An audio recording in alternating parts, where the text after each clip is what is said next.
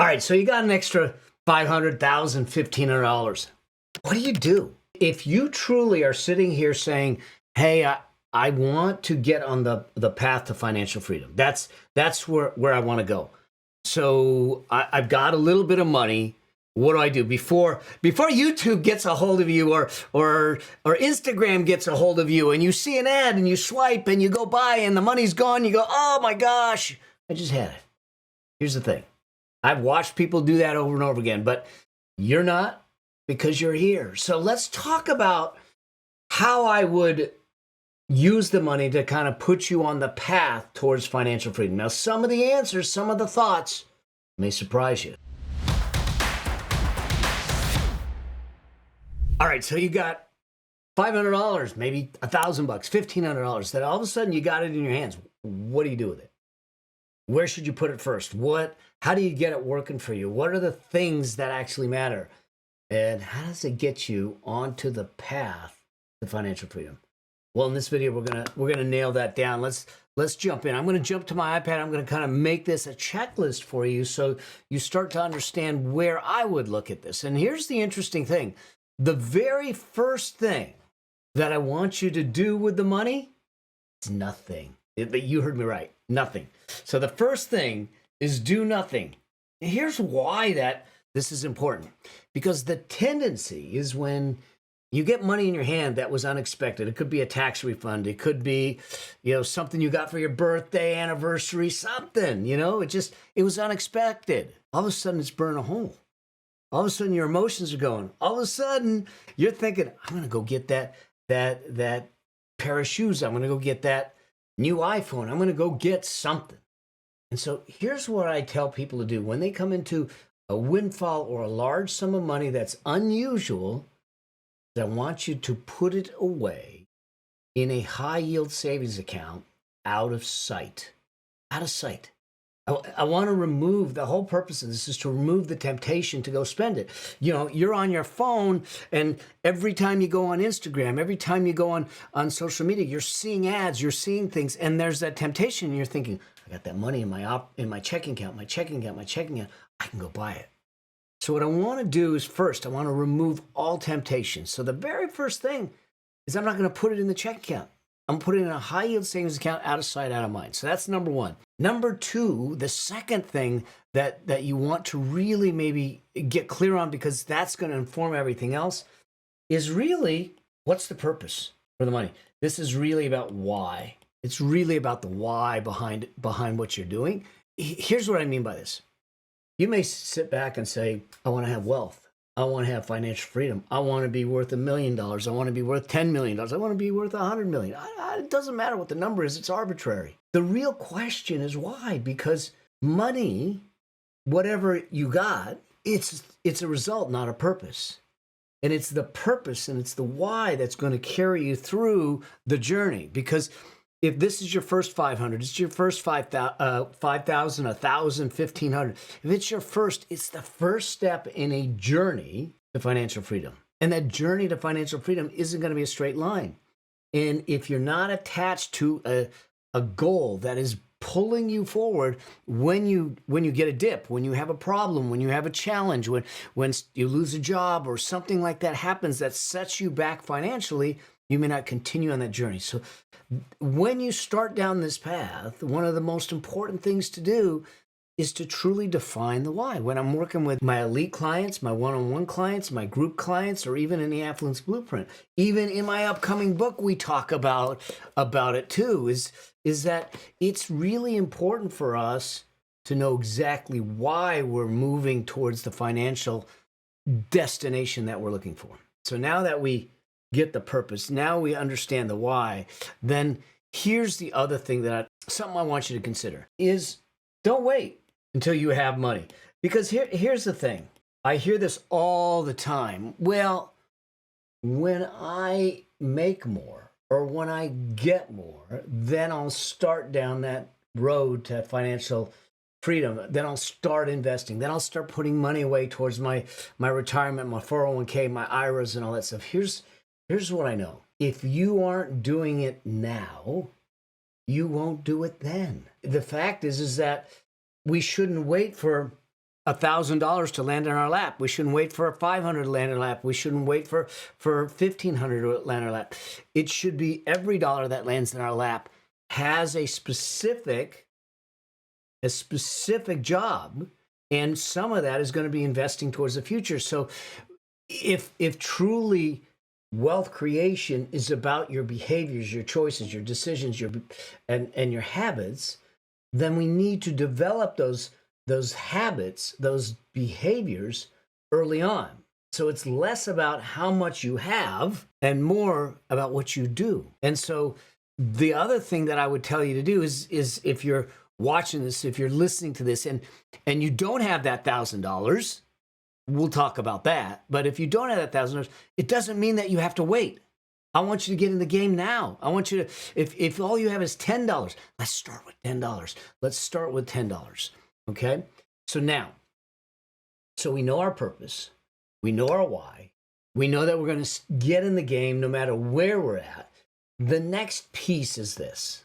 Okay? The next piece is this, and that's number 4 is really understand what you don't understand. And what I mean by this is that we don't get educated in this. No one tells us about money. No one teaches about money. It's not in school. We don't talk about it at home. I mean, most people don't talk about it. I grew up in a household that we didn't talk about money. It was impolite to talk about money.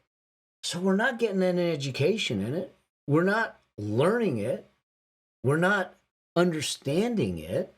And so where are we supposed to learn about it so we can do the right things with our money, so we can be good stewards of it, so we can build the wealth, so we can be on that path to financial freedom? Well, first things first, you're here.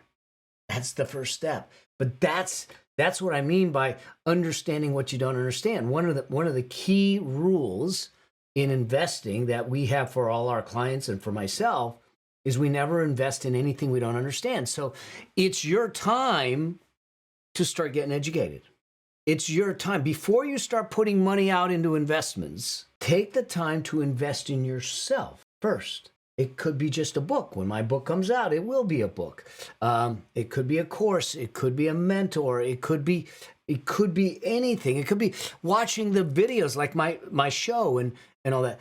The point is that I need you to start to understand where the gaps are in your knowledge, because then once you understand the gaps in your knowledge when it comes to investing, when it comes to money management, when it comes to wealth, when it comes to the money stories that are going on in your head, you can do the next piece. And that next piece is to skill up. Great. I've now identified the gaps. I now know that there's certain things I don't know.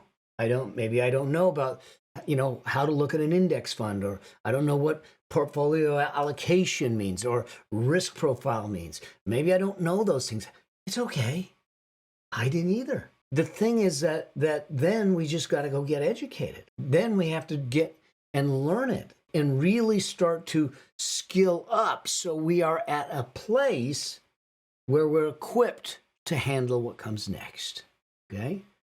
So now I think that you have the foundation. Having the money in the hand isn't enough to start investing, to do it right. So even before the money's in the hand, I want you to start looking at these other ones, where understanding what your purpose is, what the why is, understanding what you don't understand. What is it that is really important? What is it that is the gap in your knowledge, and all of that stuff and skill? Now we start to do something with the money. Now we turn around and we follow something that I call the wealth priority ladder. And I've done a more detailed breakdown of this in another video, but I want to walk you through a piece of it here because of that amount. Because the very first thing that I want everyone to do is to fund something that we call their comfort fund. Okay. And this is really about making sure that you have the ability to sustain yourself if something unexpected and all of a sudden happens. This is not an emergency fund. This is simply a break the glass, I got a real problem right now type of thing. What we typically say is I want this to be $1,500 or 1 month's expenses. And the whole purpose of this is to give you the comfort that you don't have to go into debt if the transmission breaks. There are statistics out there that show that that more than half of the people could not sustain themselves without going into debt if they had an unexpected expense of $1,000. I don't want that for you. So if this is your first 1,000, this may be where it goes into a comfort fund to make sure that you're good. Now, where that will be placed, typically we tell them put it all in a high yield cash account. At least earn something on it. Right now, at the time that we're filming this, it's 5 to 5.5%. But point being is that then if something happens, deductibles for medical, if you have an unplanned medical or something like that, it's already covered. It's already covered. Now we can go to the next piece. And the next piece, I want you to look at two things with it. And the two things that I want you to look at is, first, do you have destructive debt? And I want you to also look at building what we call a peace of mind fund, okay? A peace of mind fund. And other people will call this an emergency fund. What I want you to do is I want you to try and do these together. Now, let's talk about destructive debt for a moment. Destructive debt is that debt that is used for consumerism, for consumption. I'm buying stuff that isn't going to bring me additional wealth, that isn't going to increase my cash flow, that isn't going to create assets to live on. So it is stuff. It's big screen TVs, it's technology, it's luxury vehicles, it's stuff. And the problem with it is if you're putting it on credit cards or financing it, that means that you can't afford it today, which means you're borrowing from the future to pay for a lifestyle you can't afford today. And I know that that's tough, but and I get that we all kind of look at things and say, well, other people are doing it. But, as my mom used to say, if other people jumped off the cliff, would you follow them? Here's the thing. This is about you building your life your way. The smart thing to do is this. Let's get you out of destructive debt. Anything that's going to erode your net worth. Destructive debt is high interest debt for consumption. Okay, productive debt is debt. It's low interest debt or debt that is buying assets that are going to create more cash flow or more wealth. Rental properties and things like that. So there's two kinds of debt. We're talking about destructive debt and high interest debt here. Now, at the same time, I want you to build a peace of mind fund, which is what most people will call an emergency fund. Now, some people will say 3 to 6 months. I think that you need 9 to 18 months. I think you need more. Let's call it 12 months on average. And what I want you to do is if you have that money, I want you to split it. So you're doing both at the same time. Portion to go to pay down the destructive debt and a portion to go to build that peace of mind fund. Now, how you allocate it is on you. It depends on how quickly you want to get out of debt and how high the interest rates are. I'm not giving you the math behind that. That's becomes a choice because it'll get you out. Now, there's a way to calculate this. I actually have a tool that we can get to you. It's totally free. If you just go to melabraham.com/no debt, we'll get it to you. And then you can put all your debt in there. It'll schedule the payments. You can see which is the one that you want to pay first and do all of that stuff to make it easy for you to kind of navigate and then just follow the payment plan. At the same time, I want you to put money into a peace of mind fund because I want to get 9 to 18 months there, put it in a high yield savings account. Once we have the debt and or the savings account funded, we can then go to the next step.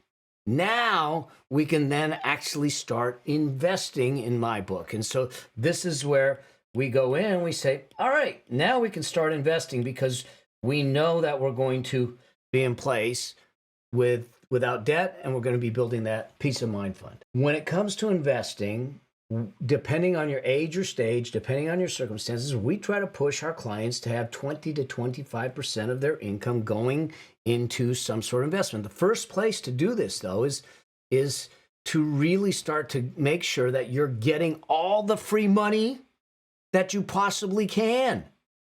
Okay, here's what I mean by that. If you are part of an employer that has a 401k where they are matching, you want to make as much contribution to get 100% of the match. It's free money. If they're going to match dollar for dollar the first 4%, and you have $4,000 that you put in, or you put $10,000 in, or whatever, if they're going to match the 4,000 you put in, that's an extra 4,000 you got. Point being is that's 100% return. If I came into your house and started dropping $100 bills on the floor, would you all pick it up? My guess is you would. So when your employer is dropping $100 bills on the floor, and all you got to do to pick it up is put another $100 on top of it from you, and now you got 200, why are we leaving them? So at the very beginning, at the very start, the first thing to do is to put it in a situation where you are maximizing the match from your employer. Then we can start to look at other investments like a Roth IRA, if you qualify, because then we get long-term tax benefits, because that grows completely tax-free once the money's in. Then we can maximize the 401k on the way back in. So here's how I would look at this. If I'm investing, I would break it down this way, and I would start with the 401k match first. I would get the maximum of the 401k match first. If you have an employee stock purchase plan, an ESPP, where you're able to buy the company's stock at a discount. My wife has one of these. You might be able to buy the stock for 10 to 15% discount. Well, that's 10 to 15%, especially if it's fully liquid, money in your pocket because you're buying it at a discount. So I'm going to max that. I'm going to max that. Now I'm going to go to a Roth IRA if I qualify, because there's income limits we need to be aware of, and I can max that. Now currently it's $7,000 a year. Once I max the Roth, if I'm eligible for it, now I come back to the 401k to match that. And so now all of a sudden you can get in here. Now, what I'm getting at is this should be 20 to 25% of your income going in here. Then at that point, I would say that you're fully funding your financial future. You're fully funding your investment plan when you're putting 20 to 25% away. If you're putting 10% away, then we slowly need to move ourselves up to that 20 to 25%. Once we move from the 401k match, there's some other things that we do that I break down in another video, but it's really important for us to start to look at things through a process and a priority that works. And this works. So let me recap for a moment. When you first get the money, do nothing, put it aside, strip away the emotions and the temptation to use it. Second is make sure that you get clear on your purpose and your why for building wealth and that path to financial freedom. Number three, don't wait till you have a bunch of money in your hand to start making these decisions. Get yourself in the game with as little as you can, but as soon as you can. Okay? And then now you take a look and say, well, if I want to invest in the stock market, if I want to invest in real estate, if I want to invest in something, start to look at what the gaps are. Understand what you don't understand. Understand what you don't understand. Next now, skill up. Fill those gaps. Fill those voids. So now when you decide to make the investments, you are making investments in things that you fully understand. Okay? Now we turn around and we say, great, let me give me a comfort fund, $1,500, or 1 month's expenses. Once I've got that funded, now I can take whatever's left, start putting it into making sure that I've obliterated my destructive debt and built my peace of mind fund. 9 to 18 months, call it 12 on average. We want to get that peace of mind fund in place. We want destructive debt out of place. And now we go into the investing. Start with the match, 401k if it's available. Get all the free money as you can. Get the ESPP if it applies.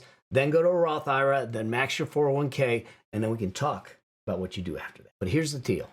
Here's what I've seen. I've decades as a financial advisor, as a consultant, as someone who's valued businesses, bought and sold businesses, helped entrepreneurs build not only their businesses, but their wealth. What I've seen is people will wait too long to get in the game. So hopefully that this video, you'll get a chance to realize that you can get in the game with $5, $10, $100. You don't have to wait for that first 1,000. But if you have that first 1,000, let's put it to work for you the right way to put you on the path to sustainable wealth and financial freedom. All right. I hope that you found this of value. And if you have questions or anything, hit me up. Let me know. And until I get a chance to see you on the path to financial freedom, as I always say, always strive to live a life that outlives you. Cheers.